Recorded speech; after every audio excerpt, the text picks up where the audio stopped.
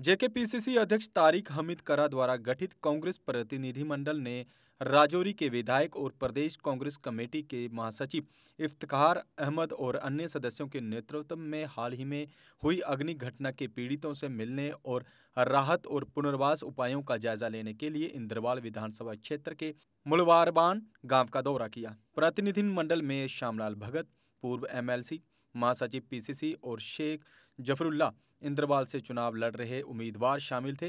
प्रतिनिधिमंडल ने स्थिति का आकलन करने और पीड़ितों और उनके परिवारों को सहायता प्रदान करने के लिए वारवान किश्तवाड़ में अग्नि प्रभावित क्षेत्रों का दौरा किया। मुलवारबान गांव में हुई विनाशकारी आग के कारण कई घर जलकर खाक हो गए थे। इफ्तिखार अहमद और प्रतिनिधिमंडल ने प्रधानमंत्री आवास योजना के तहत आवास सहायता सहित पुनर्वास के लिए तत्काल राहत और दीर्घकालीन सहायता की मांग की है। इफ्तिखार अहमद ने भविष्य में इस तरह की घटनाओं को रोकने के लिए वारवान और मारवान में 2 नए फायर सर्विस स्टेशन की स्थापना करने की भी मांग की है। हमारी राहुल जी तक पहुंचाएं आप हमारी आला हुकाम और ख़ास करके जो हमारे जेकेपीसीसी चीफ इस वक्त तारिक साहब करा हैं, उन तक भी आप ये बात अच्छे से पहुंचाएं कि किसी भी तरह इन इलाकों को वो परेशानियों से बाहर निकाल रहे हैं। बड़ी दुख की बात है कि यहाँ कुछ दिन पहले एक आग जनी की घटना हुई और जिसमें 84 परिवार जो थे वो इसकी लपेट में आ गए।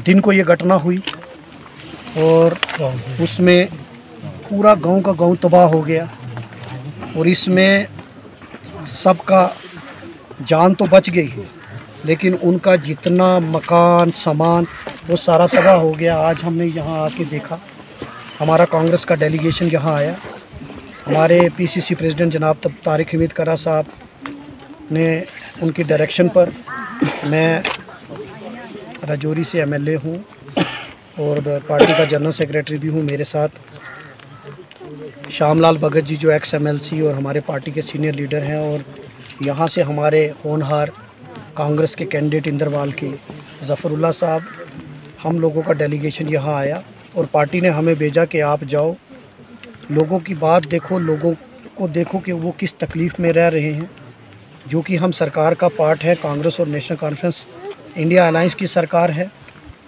और जब ओथ हुई तो उसी एक दिन पहले ये उसी दिन घटना हुई थी। तो यहाँ चीफ मिनिस्टर साहब भी आए थे, तो हमारा बीच में हम आज आए हैं और ये देखना आपके दुख दर्द यहाँ के लोगों से बात करने के लिए कि सरकार की तरफ से क्या सहायता मिली है और किन किन चीज़ों की ज़रूरत है, ताकि हम यहाँ इनसे बात की है हमने। और जो इन्होंने इश्यूज़ रेज़ किए हैं, सबसे पहला मुद्दा जो इन्होंने बताया कि अभी तक सरकार की तरफ से कुछ अनाउंसमेंट तो हुई, चीफ मिनिस्टर साहब यहाँ आए थे, उन्होंने अनाउंस तो किया, लेकिन यहाँ अभी तक इनके रहने के लिए कोई इनका ठिकाना नहीं बना।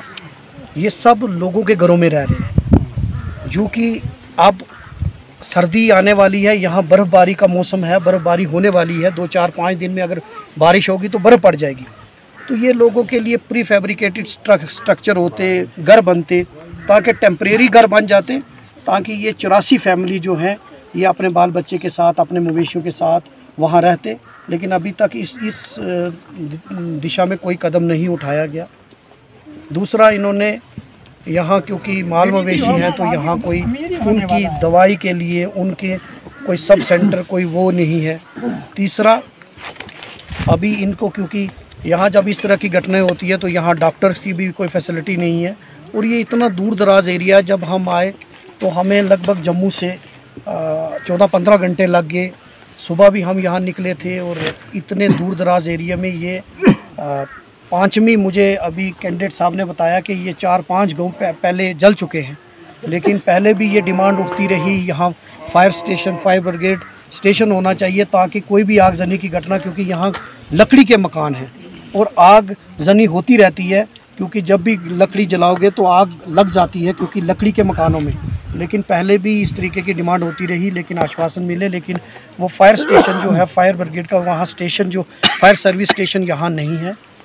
तो अभी भी सरकार ने कहा है, तो हम ये भी, मैं असेंबली में, क्योंकि 4 तारीख को असेंबली है और मैं सरकार में भी, हम क्योंकि हमारी ही सरकार है, तो मैं कंसर्न चीफ मिनिस्टर साहब और जो हमारे चीफ मिनिस्टर साहब से, और मैं पार्टी के अपने प्रेसिडेंट वो भी विधायक हैं, उनसे भी बात करूंगा ताकि यहाँ फायर सर्विस स्टेशन यहाँ परमानेंट एस्टैब्लिश हो, ताकि कोई भी आगजनी की घटना होती है तो तुरंत उसको बुझाया जाए। यहाँ जब घटना हुई तो अनंतनाग से वहाँ गाड़ी फायर ब्रिगेड की गाड़ी आई, 6 घंटे लग गए। तो जब तक 6 घंटे में ये तो सब तबाह हो गया।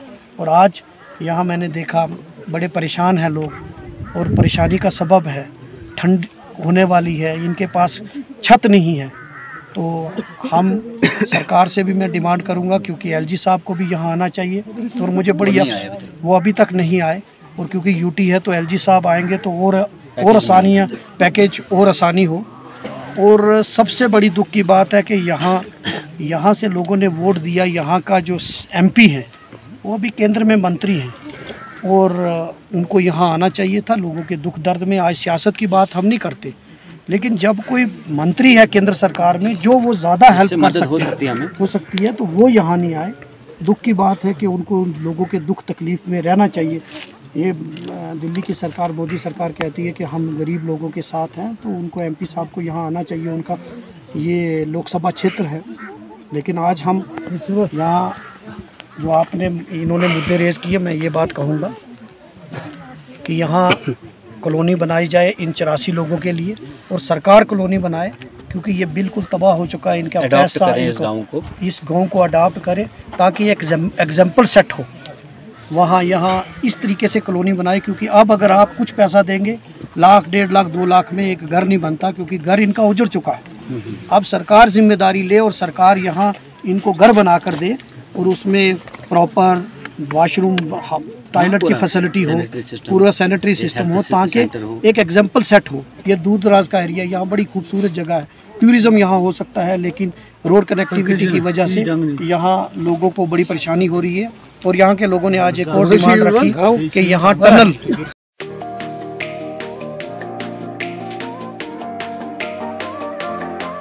अब आ गया है ईवीको, एक ऐसा L5 इलेक्ट्रिक ऑटो जो करेगा आपकी हर समस्या का समाधान और देगा हर ऑटो को मत। जी हाँ, ई राइड है एक ऐसा इलेक्ट्रिक ऑटो जिसमें ड्राइवर सहित 7 लोगों के आराम से बैठने की जगह है, जबकि 6 सवारी बिठाना भी है अलाउड। 10,000 वॉट की पावरफुल मोटर चढ़ जाएगी खड़ी चढ़ाई। 17 किलोवाट की 230 AH की बैटरी देती है 150 किलोमीटर से भी अधिक की माइलेज, वो भी 3 साल की वारंटी के साथ, क्योंकि इसमें लगा है एडवांस बैटरी मैनेजमेंट सिस्टम। जबकि बैटरी चार्ज करने के लिए है एक इजी होम चार्जर। उबड़ खाबड़ सड़कों के लिए मजबूत शॉकर, सस्पेंशन व बड़े टायर। चोरी से बचाव के लिए इसमें लगा है GPS सिस्टम, डिजिटल डिस्प्ले, मजबूत मेटल बॉडी के साथ। मैदानी इलाकों में चलने के लिए है इको मोड, जबकि पहाड़ी इलाकों में चलने के लिए है पावर मोड। ई राइड में है चमकदार इंडिकेटर और तेज रोशनी की हेडलाइट। इसमें आपको मिलेगा inbuilt mobile charger, fire instrument, first aid kit और दमदार ब्रेकिंग सिस्टम भी। यानी अब सभी इलेक्ट्रिक ऑटो से ई राइड है सबसे अधिक दमदार व पावरफुल, और ये मात्र पैसेंजर में ही नहीं बल्कि कार्गो में भी उपलब्ध है, वो भी अधिक स्पेस के साथ, जिसे कहा जाता है छोटा हाथी। तो देर किस बात की, आज ही आएं और ले टेस्ट राइड। हमारा पता है Jammu HEVs private limited, yard number 6, plot number 37, transport Nagar, main street, Jammu. Mobile number 9780868883, 9070770000। Jammu Kashmir की खबरों के लिए जुड़े रहिए JK अपडेट के साथ।